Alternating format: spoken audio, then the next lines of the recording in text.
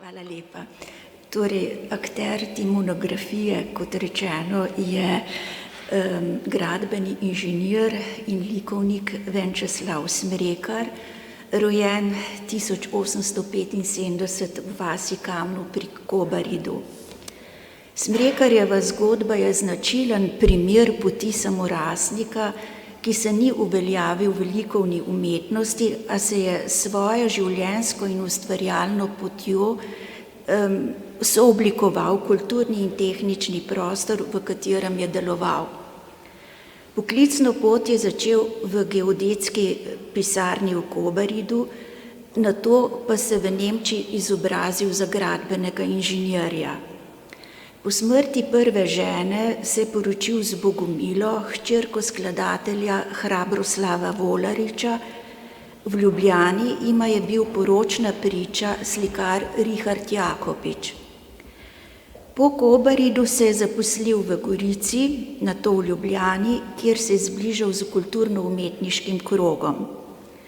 S Hinkom Smrekarjem sta bila, kot rečeno, soimenjaka, vendar si nista bila naklonjena kot umetniška kolega. Prva svetovna vojna jo je ujela povsem različno.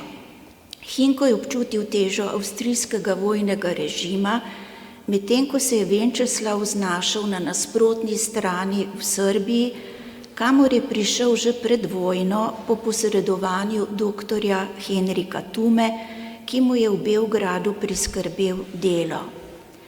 Ob začetku vojne se je znašel v kolesju zgodovine, ki je vstopila v kanon srbske nacionalne pripovedi s tragičnim umikom srbske vojske skupaj s slovenskimi dobrovoljci in drugimi do albanske obale.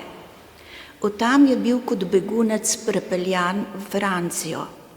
V različnih francoskih mestih je živel skoraj 30 letja kot naturaliziran državljan, dokler ni preminil blizu Pariza leta 1944.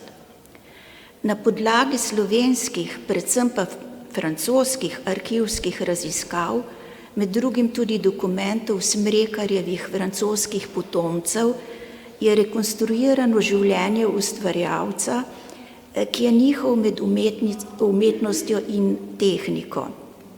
V Ljubljani so ga likovni kritiki zavrnili.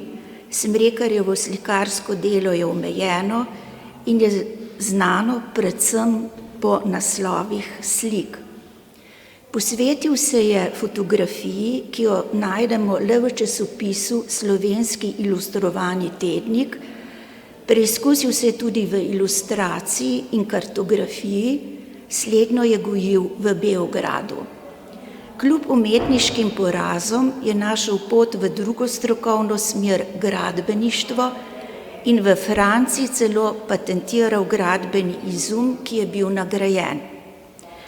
Monografija ob tem opozarja na strukture družbenega delovanja, umetniškega sistema, medkulturnih povezav in usod migracij v začetku 20. stoletja.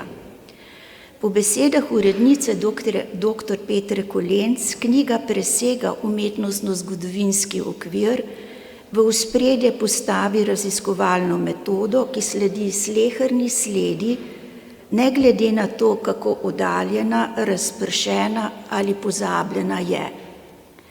S tem Smrekarju vrača mesto v kulturnem spominu in obenem dokazuje, kako pomembno je mikrozgodovinsko razmišljanje v slovenskem raziskovalnem prostoru. Za zaključek pa se zahvaljujem dr. Petri Svoljšak, recenzentoma dr. Branku Marušiču in umetnostnemu zgodovinarju Andreju Smrekarju. Hvala lepa.